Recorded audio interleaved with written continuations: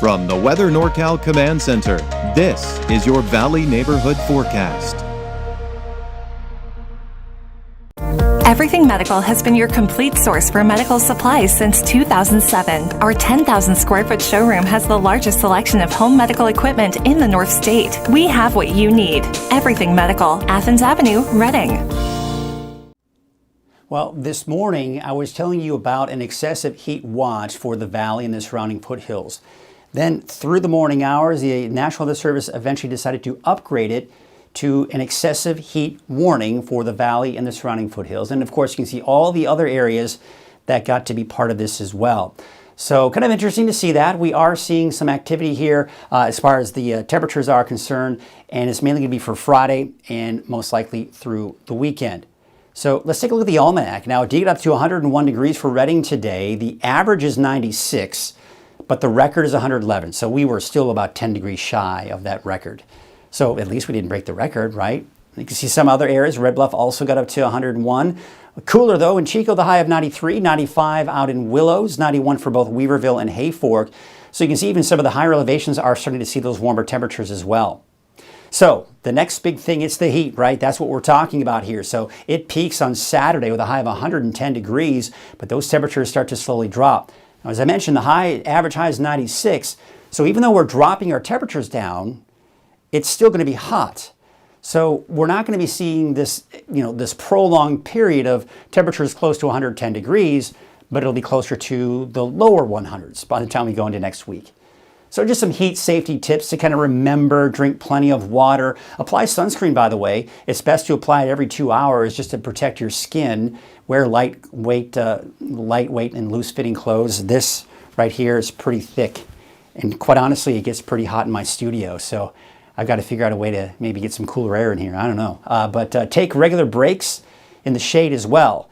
I've got these heat lights on me. It doesn't help either. All right, but the heat is definitely going to be here, and you need to take the necessary precautions, and especially for the elderly. I mean, you may be thinking, and sometimes, this has happened in years past, where people just kind of scoff at these heat advisories and excessive heat warnings.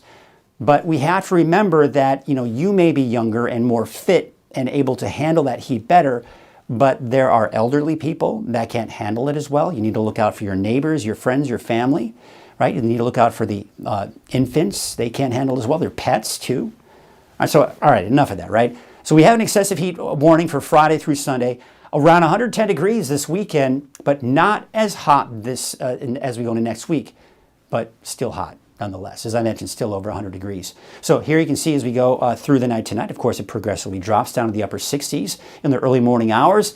And there are those triple digits. We saw them today, so it only makes sense that as we start to see those temperatures increase, that we're going to see them again tomorrow and the next day.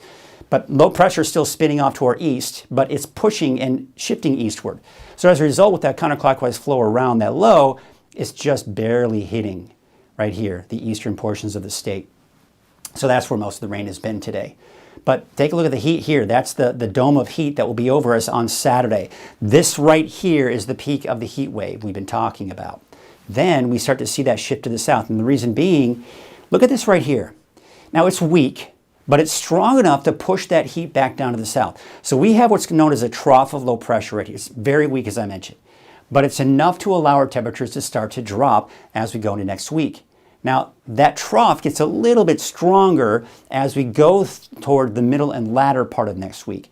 Strong enough that when you have a trough like this, sometimes it can also help to produce showers and thunderstorms in the higher elevations. So there's a chance that by the middle to latter part of next week, we could be talking about the potential for more thunderstorms in the mountains again. But that's a ways out. We'll have to kind of wait and see.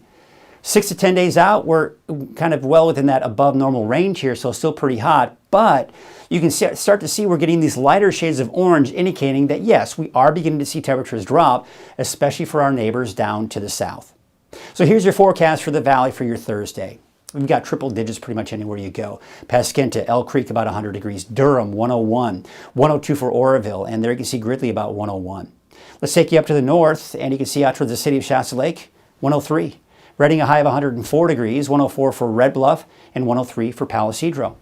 So here's your 7-day forecast. We're going to take a look at Reading here, and you can see temperatures up to 108 by Friday. There's that 110 on Saturday. That's the peak. But temperatures do drop, but still in the lower 100s for your 4th of July and Wednesday.